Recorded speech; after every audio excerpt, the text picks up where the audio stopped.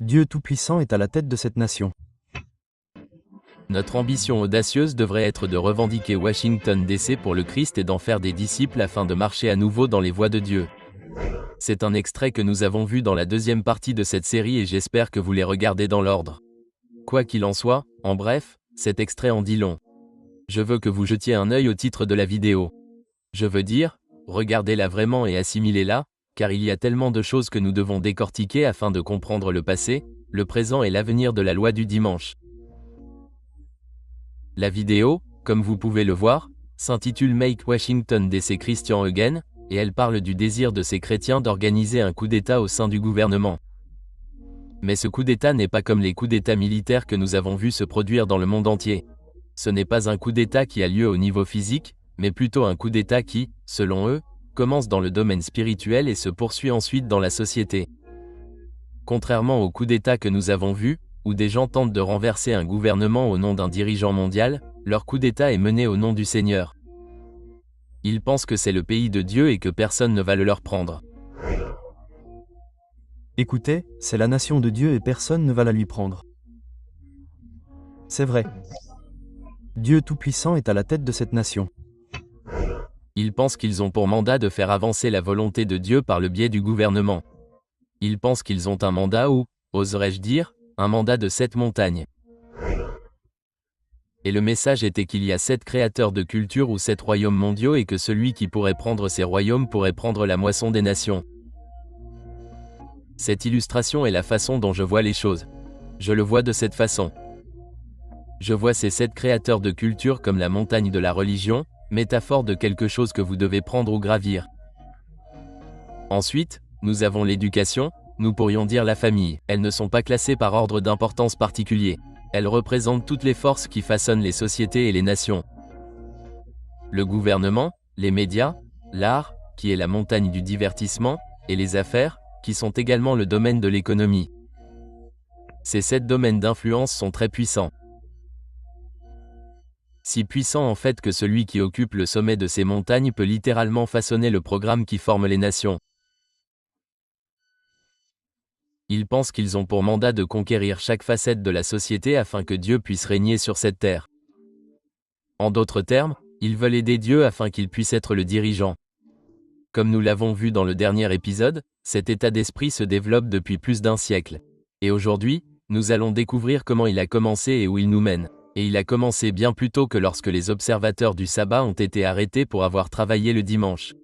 Et même plus loin qu'en 1888, lorsqu'Henri Blair a tenté de faire passer une loi qui disait « Un projet de loi visant à garantir au peuple la jouissance du premier jour de la semaine, communément appelé le jour du Seigneur, comme jour de repos et à promouvoir son observance comme jour de culte religieux. » Cette expression, le jour du Seigneur, est apparue 3 fois dans ce projet de loi.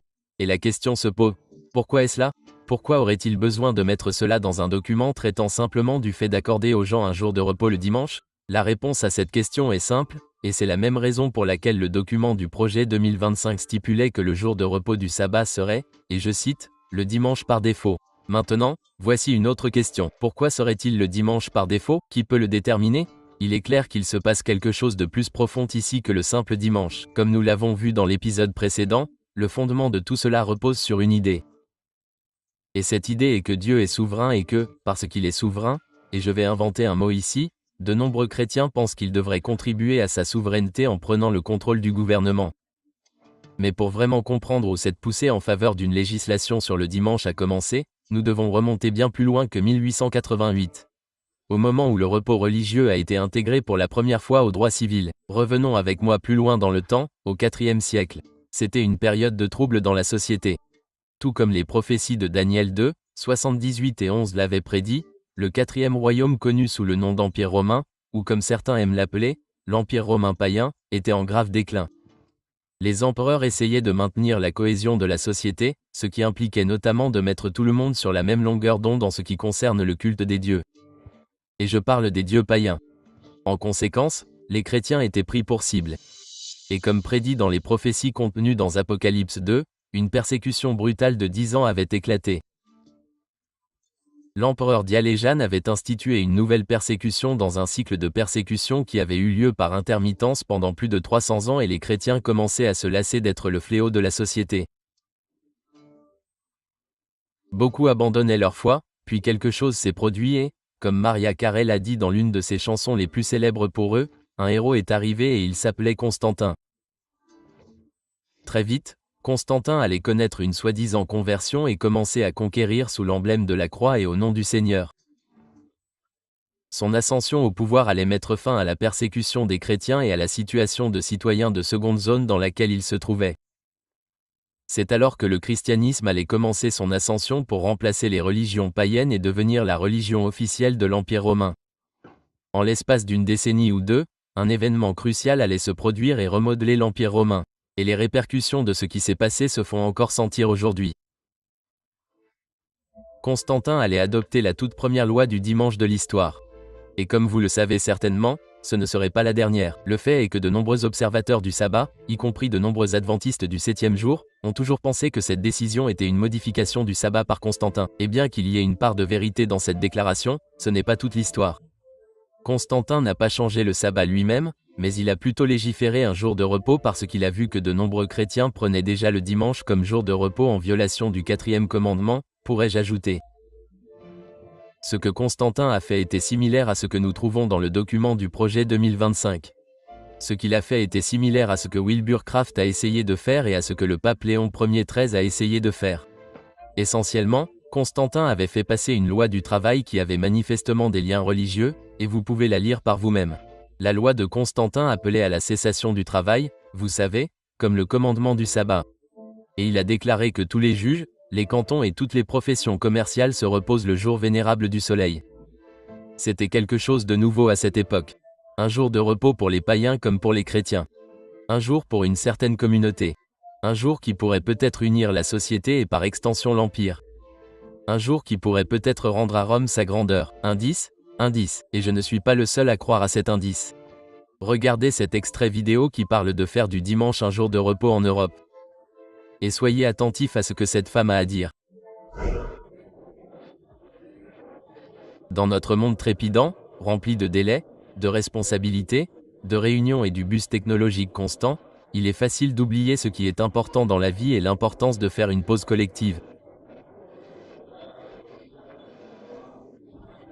Déjà, l'empereur romain Constantin avait reconnu l'importance particulière d'un jour de repos commun et avait instauré le dimanche chômé. Protéger le dimanche comme jour de repos commun est particulièrement important pour nos sociétés et pour la cohésion sociale. C'est elle qui l'a dit, pas moi. Il est clair que le lien est établi avec Constantin en ce qui concerne la législation relative aux jours de repos. Et ce n'est pas une adventiste qui fait ce lien comme certains s'empressent de le dire. C'est juste une personne ordinaire qui est capable de porter un regard impartial sur l'histoire et de voir l'impact que Constantin a eu. Et d'ailleurs, il est également important de noter que ce n'est pas la première personne à faire un lien avec Constantin, comme nous l'avons évoqué dans une vidéo récente. Voici un autre extrait vidéo d'un chrétien qui fait le lien avec Constantin. Vous me rappelez le grand empereur romain Constantin le Grand. C'est un grand honneur pour moi de vous remettre cette sainte croix. Waouh, merci. Cette croix est le symbole même qui a mené ce grand empereur romain Constantin à la victoire. Maintenant, soyons clairs, comme je le dis dans toutes mes vidéos, il ne s'agit pas de Donald Trump. Trump n'est qu'un substitut que les chrétiens utilisent pour faire avancer leur programme, et ils utiliseront n'importe qui, que ce soit Trump ou quelqu'un d'autre, pour les aider à faire avancer leur programme, et je veux que vous gardiez cela à l'esprit. L'Église compte sur l'État pour la protéger. De la même manière, Constantin a fait cela pour l'Église dans le passé. Et en raison de ce lien avec Constantin, il est très important de comprendre pourquoi Constantin a fait ce qu'il a fait. De manière générale, beaucoup pensent que l'adoption de cette loi du dimanche était une sorte de sifflet pour les chrétiens, signalant que Constantin se battrait pour eux. Je veux dire, évidemment, l'histoire nous dit qu'il se battait déjà sous la bannière de la croix et qu'il prétendait désormais être chrétien. Et de nombreux chrétiens ont entendu le sifflet haut et fort. Au fil du temps, les dirigeants chrétiens ont commencé à répondre à ce sifflet. Ils ont vu en Constantin ce qu'ils croyaient être un précurseur du triomphe ultime du christianisme. Ils croyaient désormais que Dieu était souverain et qu'une partie de sa conquête consisterait à conquérir Rome au nom de Dieu. C'est de cette théologie dangereuse qu'un nouvel ordre des choses allait naître, qui allait changer l'Empire romain et l'histoire de l'humanité à jamais. Et comme vous allez le voir plus clairement, cela va également changer l'Amérique. La plupart des gens, lorsqu'ils examinent la toute première loi du dimanche, ne se concentrent que sur Constantin, mais il y avait un autre homme qui était tout aussi important, voire plus important à comprendre en ce qui concerne la fusion de l'Église et de l'État. Et cet homme était le père de l'Église, Lucius de Césarée. Eusebius était sans doute le plus grand partisan de Constantin. Il a même écrit sa biographie. Il en est venu à considérer l'ascension de Constantin comme l'accomplissement de la volonté souveraine de Dieu. De son point de vue, toute l'histoire de l'humanité se dirigeait vers la christianisation de l'Empire romain. Et pour lui, l'ascension de Constantin et sa conversion ultérieure étaient l'accomplissement et la manifestation de la volonté de Dieu pour l'humanité. Cela ressemble beaucoup à ce que nous voyons se produire aujourd'hui parmi les dirigeants chrétiens. Ils se battent pour établir le royaume de Dieu sur terre. Et pour eux, tout président, que ce soit Trump ou n'importe qui d'autre, qui soutiendra leur cause est considéré comme une extension de Dieu accomplissant sa volonté par le biais du gouvernement. C'est pourquoi tant de personnes peuvent rester les bras croisés sans se soucier de la manière dont ces lois affecteront ceux qui ne sont pas chrétiens. C'est parce qu'ils croient qu'ils ont le droit divin de faire avancer la volonté de Dieu par le biais du gouvernement. Et tout comme le Christ l'a dit lorsqu'il était sur terre, les hommes persécuteront les autres en pensant qu'ils font la volonté de Dieu. Et cela a été et sera fait avec une conscience tranquille. Ou peut-être devrais-je dire une conscience endurcie. Pour Eusebius, qui peut être considéré comme le père spirituel de l'idéologie de l'union de l'Église et de l'État, il envisageait une symphonie entre l'Église et l'État, tous deux travaillant ensemble sous la direction divine, l'Église soutenant l'empereur par la prière et la direction morale, et l'empereur soutenant l'Église par la protection et la législation. Ces deux principes fonctionnant ensemble, c'est ce que vous voyez lorsque vous voyez ces chefs religieux réclamer à corps et à cri de mettre la main sur le président afin de prier pour lui. C'est ce que vous voyez lorsque le président se tient devant une église pour prendre une photo avec la Bible à la main. C'est une déclaration selon laquelle il est avec l'église pour rendre Washington DC à nouveau chrétienne. Eusebius voyait Constantin comme quelqu'un qui protégerait l'église par la législation. Et en fait, cela ressemblait probablement à cela. Alors, laissez-moi le dire d'emblée. Une administration Trump, notre héritage chrétien, sera chérie, protégée, défendue comme vous ne l'avez jamais vu auparavant.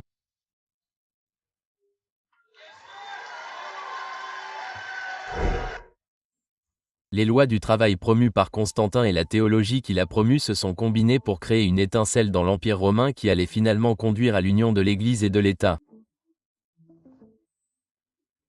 Cette union a été prophétisée par l'imagerie contenue dans l'Apocalypse chapitre 2, où l'Église est décrite comme une prostituée se livrant à la fornication avec les rois de la terre, et également dans l'Apocalypse 17 qui utilise le symbole d'une prostituée chevauchant une bête, soulignant le contrôle que l'Église aurait sur l'État. Je voudrais faire une pause ici pour revenir un instant dans le futur et vous montrer quelque chose qui s'est produit lorsque le récent pape, le pape Léon Ier XIV, a été élu. Peu de temps après son élection, le vice-président J.D. Vance a rencontré le nouveau pape et lui a offert un cadeau spécial. En fait, vous pouvez voir plusieurs cadeaux sur cette table. Cependant, ce n'est pas sur le maillot des Chicago Bears que je veux me concentrer. C'est en fait le livre. Ce livre était un livre très spécial écrit par une personnalité très importante. Vous devez comprendre que lorsque nous rassemblons toutes ces pièces du puzzle concernant les douleurs de l'accouchement, le livre s'intitule La Cité de Dieu. Et je ne suis pas la seule à avoir remarqué ce livre. Dans cet article du New York Times, ils l'ont également remarqué dans un article intitulé Le livre qui peut inspirer à la fois un pape et un homme politique. Que peut nous apprendre un texte du 5e siècle de Saint Augustin sur les priorités des deux catholiques américains les plus puissants ? Cet article poursuit en faisant les déclarations suivantes à propos de ce livre. Les deux catholiques américains les plus éminents ont chacun été profondément influencés par un livre vieux de 1600 ans sur les raisons pour lesquelles l'Empire romain s'effondrait. Qu'est-ce qui le rend si convaincant ? Et pourquoi les personnes puissantes s'y tournent-elles encore pour obtenir des conseils et des idées ? Léo est très probablement la dernière personne qui aurait eu besoin d'être présentée. En tant que membre d'un ordre religieux inspiré par Augustin, le pape s'est inspiré à plusieurs reprises de la Cité de Dieu. La Cité de Dieu côtoie des œuvres classiques comme la République de Platon et la Politique d'Aristote. Les spécialistes affirment qu'elle était la deuxième plus influente au Moyen Âge, juste après la Bible. Ce qui est dit dans cet article en dit long. Et nous devons comprendre qui est Augustin. Car si vous ne le saviez pas, le pape Léon Ier XIV est issu de l'ordre augustinien au sein du catholicisme. Et comme vous allez le voir, sa théologie, ainsi que celle de Léon Ier XIII et la théologie des hommes et des femmes chrétiens cherchant à légiférer sur le repos dominical, proviennent de cet homme. Augustin était un éminent père de l'Église qui, comme je l'ai dit, a écrit cet ouvrage, La Cité de Dieu. Bien que nous ne puissions pas entrer dans les détails de cet ouvrage, il suffit de dire qu'il a été écrit en réponse à l'accusation selon laquelle le christianisme était responsable de la chute de l'Empire romain. Dans cet ouvrage, il soutient que ce n'était pas la faute de l'Église, mais plutôt que Rome est tombée parce qu'elle était corrompue et impie, et que pour avoir vraiment une grande nation, il est préférable que la nation soit guidée par des dirigeants qui pratiquent la justice en se basant sur les principes énoncés dans la parole de Dieu. Et oui, bien que cela semble bien en principe, malheureusement, l'humanité pousse toujours les choses plus loin que Dieu ne les pousse, ce qui conduit finalement à la coercition et à la force au nom de Dieu. Augustin croyait qu'il y avait deux cités métaphoriques, la cité de Dieu, qui est le royaume céleste, et la cité des hommes caractérisée par les royaumes terrestres. Ces deux royaumes doivent nécessairement coexister, l'État n'interférant pas avec l'Église et l'État étant responsable du maintien de l'ordre et de la paix, ce qui semble être une bonne chose, mais comme je l'ai dit, cela ne s'arrête jamais là. Augustin croyait également que l'Église devait être protégée par l'État. Et ce sont les mêmes sentiments que le pape Léon Ier XIII a exprimés dans son encyclique Immortal Dei lorsqu'il a fait référence à la cité de Dieu et à la cité des hommes dans cette encyclique et a présenté un argument qui ressemblait à ceci. De même, c'est un péché pour l'État de ne pas se soucier de la religion comme quelque chose qui dépasse son champ d'action ou qui n'apporte aucun bénéfice pratique. Car nous sommes absolument tenus d'adorer Dieu de la manière dont il a montré quelle était sa volonté. Tous ceux qui gouvernent doivent donc honorer le saint nom de Dieu. Et l'un de leurs principaux devoirs doit être de favoriser la religion, de la protéger, de la mettre à l'abri du crédit et de la sanction des lois, et de ne pas organiser ni promulguer de mesures susceptibles de compromettre sa sécurité. Léon poursuit en affirmant que la religion qui doit être protégée est la religion de l'Église chrétienne. Bien que cela semble une bonne chose pour beaucoup en théorie, vous devez comprendre l'éventualité de cette réalité. Et faisons-le en remontant à la source, Saint Augustin.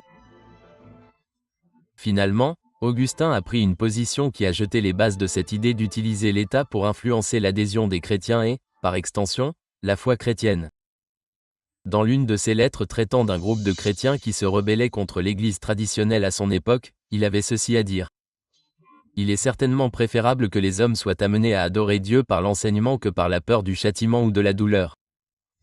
Mais parce que la première est meilleure, la seconde ne doit pas pour autant être négligée. On constate que beaucoup cèdent d'abord à la crainte des lois, puis à l'enseignement de la vérité. En d'autres termes, Augustin soutenait qu'il était préférable d'utiliser l'enseignement plutôt que la punition pour amener les gens à la vérité. Mais malheureusement, la nature de l'homme est en rébellion, il pensait qu'il était parfois nécessaire de l'aider en quelque sorte par la coercition.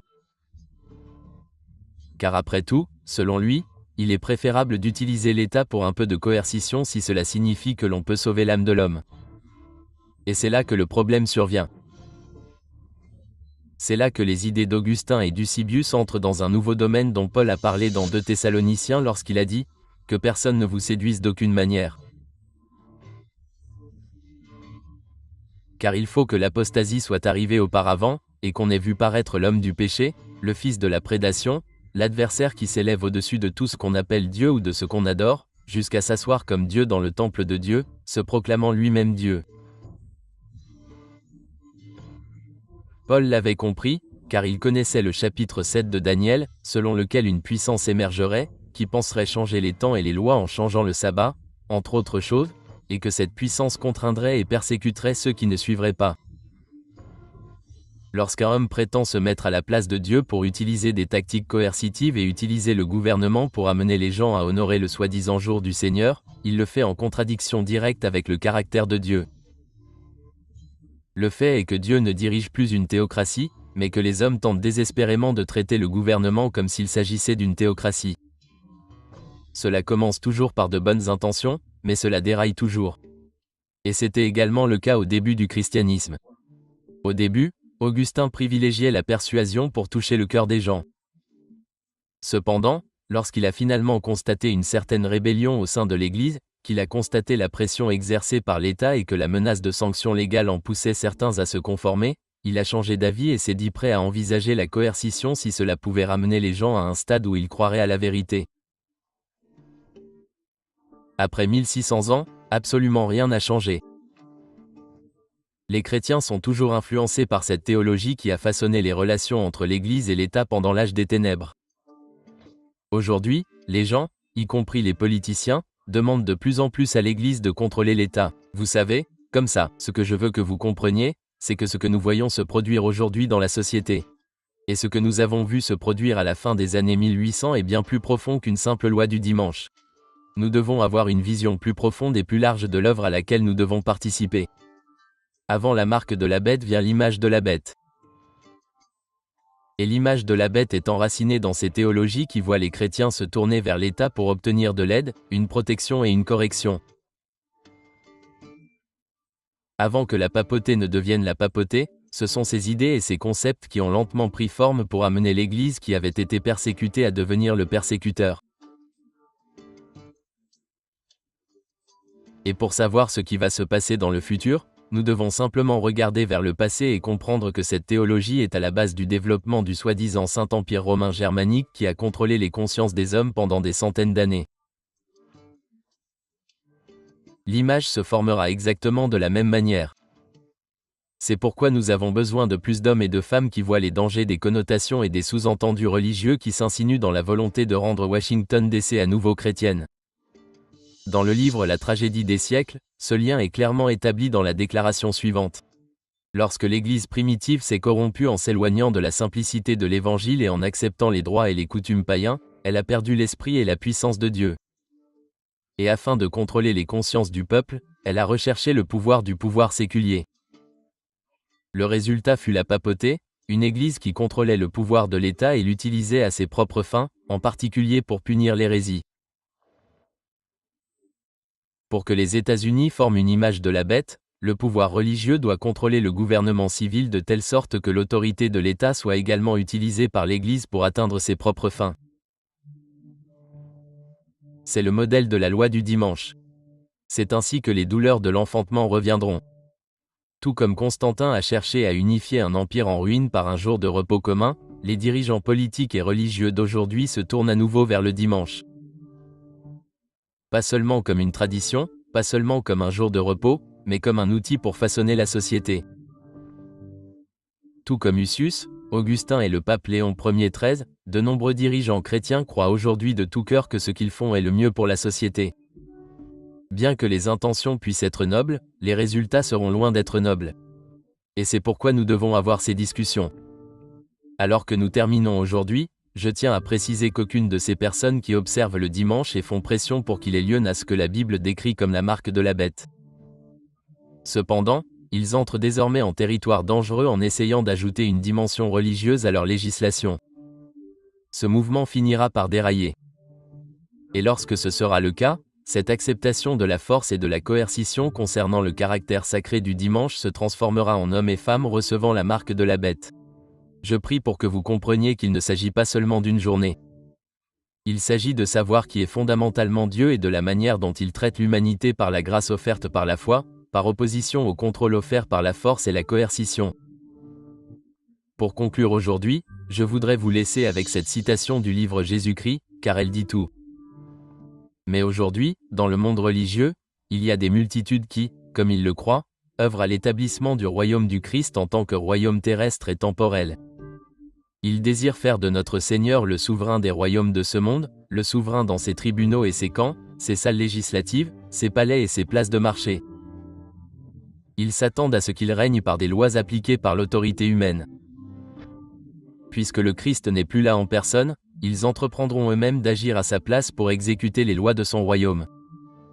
L'établissement d'un tel royaume est ce que les Juifs désiraient à l'époque du Christ. Ils auraient reçu Jésus s'il avait été disposé à établir un royaume temporel pour faire respecter ce qu'ils considéraient comme les lois de Dieu et pour faire d'eux les interprètes de sa volonté et les agents de son autorité. Mais il a dit, « Mon royaume n'est pas de ce monde. » Ils n'accepteraient pas le trône terrestre. Les gens recherchent une théocratie que Dieu ne recherche pas. Cela commence par des douleurs d'enfantement promettant que ce qui est fait au nom de Dieu est le meilleur pour la société. Mais inévitablement, cela mènera effectivement à l'épée. Ne restons pas assis dans une attente silencieuse. Relançons l'œuvre des hommes et des femmes du passé en combattant ces idées. Et par la grâce de Dieu, rachetons plus de temps pour œuvrer au salut des âmes. Que Dieu vous bénisse.